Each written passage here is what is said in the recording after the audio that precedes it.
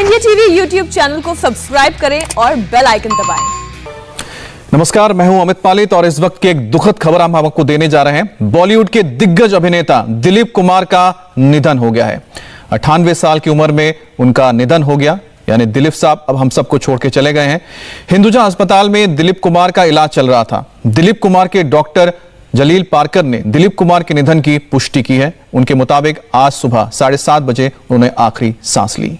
तो यह बेहद ही दुखद खबर है कि हमारे देश के जाने माने अभिनेता दिलीप कुमार, जिन्होंने कई दशकों तक हमारे दिलों पर राज किया है, वो हमारे बीच नहीं रहे हैं। उनका आज सुबह 7:30 बजे निधन हुआ है। हमारे साथ हमारी एंटरटेनमेंट एडिटर जोईता मित्रा जुड़ गई हैं। जोईता, बेहद ही दुखद खबर है, आपके पास और क्या जानकारी है इस बारे में?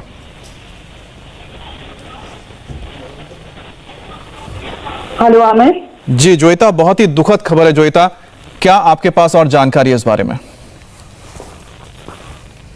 जी, बहुत दुखद खबर है। आज सुबह तड़के जो इस तरह के दिलीप कुमार के बारे में ये कहना और उनके बारे में ये बताते हुए भी मुझे बहुत दुख हो रहा है, क्योंकि वो काफी वक्त से बीमार थे, ये तो हम सभी जानते थे, लेकिन इस तरह से वो रुखसत हो जाएंगे, विदा लेंगे, ये किसी को इल्म नहीं था, अंदाजा नहीं था। जोईता, मैं चीज जानना चाहता हूँ, क्योंकि अभी तो हमने एक ट्वीट पढ़ा था, यहीं पर मैंने खुद न्यूज पढ़ा था, मुझे याद है वो ट्वीट में लिखा था कि दिलीप साहब ठीक हो रहे हैं, बहुत जल्दी हो सकता है कि घर के लिए वो उनको जाने दिया जाए, और अचानक। जी अमित, मैं बता दूं 29 तारीख को उन्हें अस्पताल में एडमिट कराया गया था और उनके लंग्स में बार बार पानी भर रहा था। मतलब 2 हफ्ते के अंतराल में वापस उन्हें अस्पताल में भर्ती कराया गया था। उन्हें इसी महीने की शुरुआत में जैसे सांस लेने में शिकायत बताया जा रहा था। उन्हें सायरा के साथ थी, बार बार जब भी मैं बात करती थी वो हमेशा कहती थी कि आप दुआ कीजिए, वो ठीक हो जाएंगे, दुआ कीजिए, वो ठीक हो जाएंगे। और कल रात भी जब उनकी हालत तब भी मैं उनके परिवार के टच में थी, तो तब भी वो कह रहे थे कि ठीक हो जाएंगे। लेकिन जब सुबह मैं 1 घंटे पहले की अगर बात बताऊं तो उन्हें वेंटिलेटर पर रखा गया, उन्हें सांस लेने में बेहद तकलीफ होने लगी। तब उन्होंने एक होता है जैसे कि शायद अब हम उन्हें नहीं बचा पाएंगे अमित, तो और बस आधे घंटे पहले की बात है, वो इस दुनिया को रुखसत करके अमित। जोईता, जितना हमने दिलीप साहब को देखा, क्योंकि उनकी फिल्में तो हमने पर्दे पर देखी, क्योंकि हम जिस वक्त बड़े हो रहे थे उस वक्त दिलीप साहब फिल्मों में बहुत ज्यादा एक्टिव नहीं थे, लेकिन उसके बाद हमने देखा कि जिस तरह से दिलीप साहब बहुत अलग रहे, कटे हुए थे। मतलब जितने फिल्म पार्टीज होती थी या फिर अवार्ड सेरेमनीज में हमने बहुत ज्यादा उनको देखा नहीं है। तो उनका सोशल दायरा क्या था? उनके परिवार में हम जैसे जानते हैं कि सायरा बानू उनकी पत्नी है, इसके अलावा और कौन कौन परिवार के लोग हैं और उनका परिवार कहाँ रहता है? अमित, बहुत सालों से दिलीप कुमार घर पर ही रहते हैं और उनके साथ उनकी अगर बहुत क्लोज विसिनिटी की अगर बात करूं तो उनकी पत्नी उनके साथ रहती है। मैं खुद 2 साल पहले की बात है, मैं उनके जन्मदिन के अवसर पर उनके घर पर गई थी। तब वो अपने कमरे से भी नीचे नहीं आ पाए थे, क्योंकि उनकी हालत ठीक नहीं थी, वो जल्दी बहुत ज्यादा पहचान नहीं पाते थे लोगों को, लेकिन अपने परिवार के साथ रहते थे और बहुत एक खुशनुमा माहौल हमेशा बना रहता था, क्योंकि सायरा जी ने उस तरह का माहौल दिया था घर पर।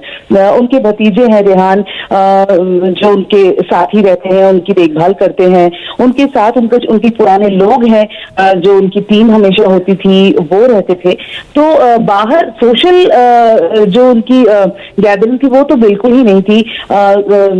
जैसे फिल्म इंडस्ट्री से कभी शाहरुख खान, कभी प्रियंका चोपड़ा, जब भी वो यहाँ पर विजिट करती थी वो जाकर मिलती थी, तो उनसे मिलने जरूर जाते थे, लेकिन वो उनका बाहर निकलना संभव नहीं था, क्योंकि वो बीमार थे, कैंसर से पीड़ित थे। तो उनके लिए सायरा जी ही हैं जो हमेशा उनके आसपास होती थी। पहले अस्पताल जो है वो साल में 1 या 2 बार जाना होता था, अब जो है वो फ्रीक्वेंसी बढ़ गई थी। एक चिंता का माहौल बन चुका था घर पर, लेकिन कोई भी नहीं जानता कि इंसान कब साथ छोड़ जाता है, या क्योंकि आस जो है वो अंतिम सांस तक बनी रहती है, और यही था सायरा जी का। वो हमेशा कहती थी वो ठीक हो जाएंगे अमित जी। तो जैसा कि आप बता रहे हैं कि हम अक्सर देखते थे कि उनको हम अक्सर देखते थे कि दिलीप साहब को हमने हमेशा व्हील चेयर पर देखा है, क्योंकि जिस वक्त हम बड़े हो रहे थे उस वक्त दिलीप साहब बहुत ज़्यादा एक्टिव नहीं थे। लेकिन जो मेरी याद एक आती हमेशा, एक गाना बहुत पॉपुलर रहा है उनके फिल्म का, उनकी एक बहुत पॉपुलर फिल्म थी कर्मा, जिसमें एक गाना था, हम जिएंगे और मरेंगे ए वतन तेरे लिए। ये गाना हमें हमेशा याद आता है जब 15 अगस्त या फिर 26 जनवरी होता था। उसमें दिलीप साहब हमें नजर आते थे पुलिस ऑफिसर के एक ड्रेस में, और शायद वो एक ऐसी याद है जो बचपन से हमने दिलीप साहब को देखा। लेकिन जैसे जैसे बड़े हुए तब हमें पता लगा कि आखिरकार किस कद के वो एक बड़े एक्टर थे। 1940 से लेके 1940 का जो दौर था, यानी कि 40s, 50s, 60s, ये जो दशक रहे हैं, इसमें दिलीप साहब ने ऐसी फिल्में दी हैं जिसे लैंडमार्क माना जाता है, जो हमारे हिंदी सिनेमा का दौर रहा है। दिलीप साहब ने जो पहली फिल्म की थी ज्वार भाटा थी 1944 में, और उसी से उन्होंने ये साबित कर दिया था कि वो किस तरह के एक्टर है और उनका क्या लेवल है। इसके बाद 1980 का यानी 80 का दशक आता है, जिसमें वो क्रांति जैसी फिल्म करते हैं। इसके बाद शक्ति जैसी फिल्म करते हैं अमिताभ बच्चन के साथ, जिसको कोई भूल नहीं सकता। तो उनका एज एन एक्टर उन्होंने हर जॉनर में काम किया, चाहे वो रोमांटिक हो, चाहे वो कॉमेडी हो। राम और शाम कौन भूल सकता है जब उनको पहली बार हमने डबल रोल पर देखा था। और इसके साथ ही जो ड्रामेटिक फिल्में हैं, तो कहीं ना जैसे मशाल, तो दिलीप साहब का जो एक कह सकते हैं कि रेंज होता है किसी एक्टर का, शायद उस रेंज में आज तक हम किसी को फिट होता हुआ नहीं देख पाते हैं। और एक ऐसा नाम जिनका चले जाना शायद हमारे देश के जो सांस्कृतिक और साथ ही साथ जो फिल्म हिस्ट्री है उसमें एक बहुत बड़ा गैप रह के छोड़ के चले गए हैं दिलीप साहब। और मुझे लगता है कि शायद उसको कोई भी नहीं भर पाएगा। और हमारे लिए शायद ये बहुत ही एक दुखद वक्त ये भी रहा कि दिलीप साहब बहुत ज्यादा एक्टिव नहीं रहे अपने, उनका जो लेटर हाफ ऑफ उनका जिंदगी रहा, क्योंकि कभी वो ज्यादा इंटरेक्ट नहीं करते थे, बहुत ही कम उनको हम सुन पाते थे। लेकिन अगर पुराने इंटरव्यूज आप चीजों को देखेंगे तो समझ में आता है कि उस व्यक्ति के अंदर किस तरह का एक अजीब, एक जबरदस्त जज्बा था।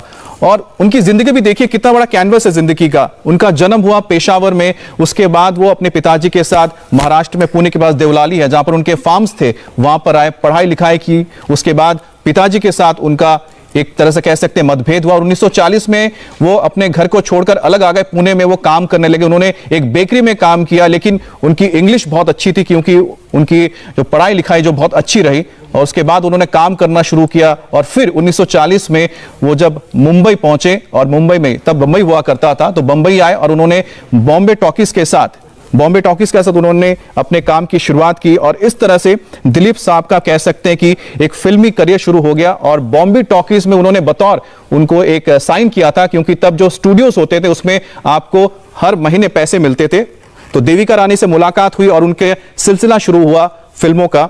और एक के बाद एक 1940 हो या फिर 1950 का जो दशक रहा, दिलीप साहब ने एक के बाद एक बड़ी फिल्में दी।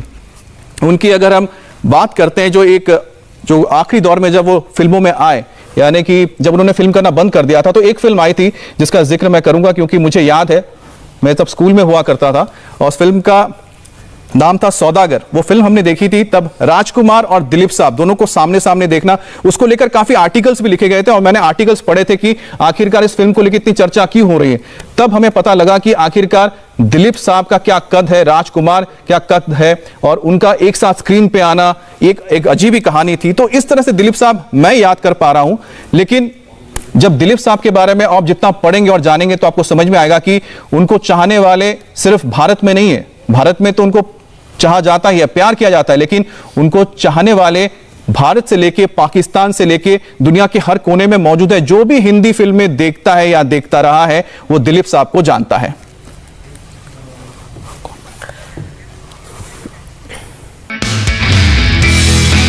नमस्ते, मैं हूं मीनाक्षी जोशी। वीडियो और खबरों से अपडेट रहने के लिए India TV YouTube channel subscribe करें, बेल आइकन दबाना ना भूलें। जुड़े रहें इंडिया टीवी के साथ।